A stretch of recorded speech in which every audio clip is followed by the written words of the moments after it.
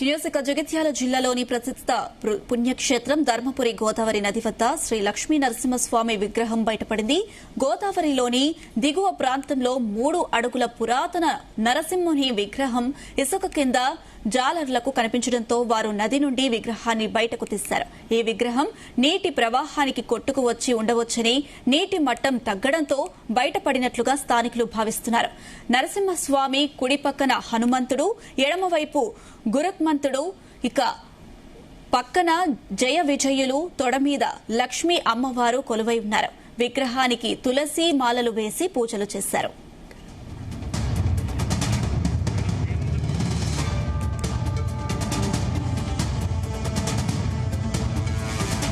రెడ్డి అంశానికి సంబంధించి మరిన్ని అప్డేట్స్ మా ప్రతినిధి గోపీకృష్ణ అందిస్తారు. ఎస్ గోపి.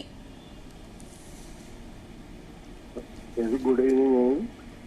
పూర్తి స్థాయిలో జగిత్యాల జిల్లా ధర్మపురి ప్రముఖ పుణ్యక్షేత్రమైన ధర్మపురిలో మాత్రం ధర్మపురి గోదావరి తీరాన ఒక అద్భుతమైన ఘట్టం చోటు చేసుకుందని చెప్పవచ్చు. ఇటు జగిత్యాల జిల్లాలోనే ఇటు రాష్ట్రంలో కూడా అత్యంత ప్రసిద్ధ పుణ్యక్షేత్రమైన ధర్మపురి లక్ష్మీ నరసింహస్వామి క్షేత్రం వద్ద అయితే గోదావరి నది దిగువ ప్రాంతంలో ఒక విగ్రహం అయితే లభించినట్టు కూడా మనకు తెలుస్తుంది. స్థానికుల తెలిసిన వివరాల ప్రకారం అయితే ఇటు పురాతన విగ్రహమైన శ్రీ లక్ష్మీ నరసింహస్వామి కుడి విగ్రహాన్ని బయట గుర్తించినట్టు కూడా తెలుస్తుంది. ఇటు కుడి పక్కన హనుమంతుడు, ఎడమ వైపు గరుడవంతుడు, పక్కకు జయ విజయులు, తొడ మీద లక్ష్మీ అమ్మవారు ఉన్నట్టు కూడా మనకు తెలుస్తుంది. ఇది ధర్మపురి క్షేత్రానికి సంబంధించి 1932 సంవత్సరంలో కూడా స్థానిక మసీదులో ఉండేదని చెప్పేసి కూడా పురాతనాలు చెప్తున్నట్టు కూడా స్థానికులు పేర్కొంటున్నారు. ఇప్పుడు ఆ కాలంలో దాదాపు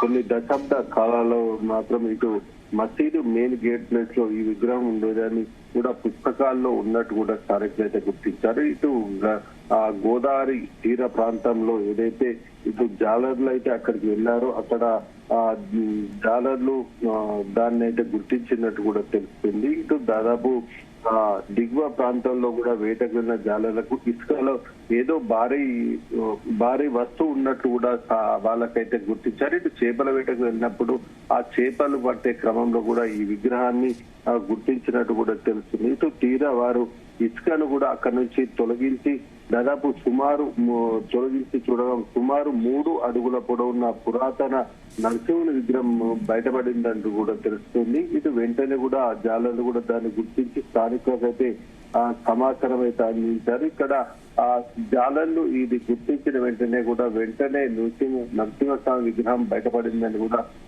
ధర్మపురి క్షేత్రంలో ప్రచారం జరగడంతో అక్కడ భారీ ఎత్తున కూడా భక్తులైతే అక్కడికైతే మా గోదావరి తీరానికి చేరుకున్నట్టు కూడా తెలుస్తుంది. అక్కడ వెంటనే గోదావరి తీరానికి తీసుకొచ్చిన విగ్రహాన్ని మాత్రం ప్రత్యేక పూజలు కూడా చేసినట్టు కూడా తెలుస్తుంది. ఇటు ప్రస్తుతం అయితే గోదావరిలో నీటి మట్టం గణనీయంగా తగ్గడంతో ఈ విగ్రహం అయితే ఇసుక పైకి తేలిందని చెప్పేసి కూడా స్థానికులు అయితే భావిస్తున్నారు. ఇటు విగ్రహం బయటపడడాన్ని మాత్రం స్వామివారి మహిమగా కూడా భక్తులైతే నమ్ముతున్నారు. ప్రస్తుతం అయితే ఆ విగ్రహానికి స్థానికులైతే తులసి మాలలు వేసి కూడా దీప నైవేద్యాలతో ప్రత్యేక పూజలు అయితే నిర్వహించారు. దీంతో గోదావరి తీరం అంతా కూడా నరసింహ నామస్మరణతో ఆధ్యాత్మిక వాతావరణంతో మార్మోగిందని చెప్పొచ్చు. దీనిపై కూడా పురావస్తు శాఖ అధికారులకు కూడా ఆలయ కమిటీకి కూడా ఆ సమాచారం అయితే అందించినట్టు కూడా తెలుస్తుంది. ఇటు మరికొద్ది దాదాపు రానున్న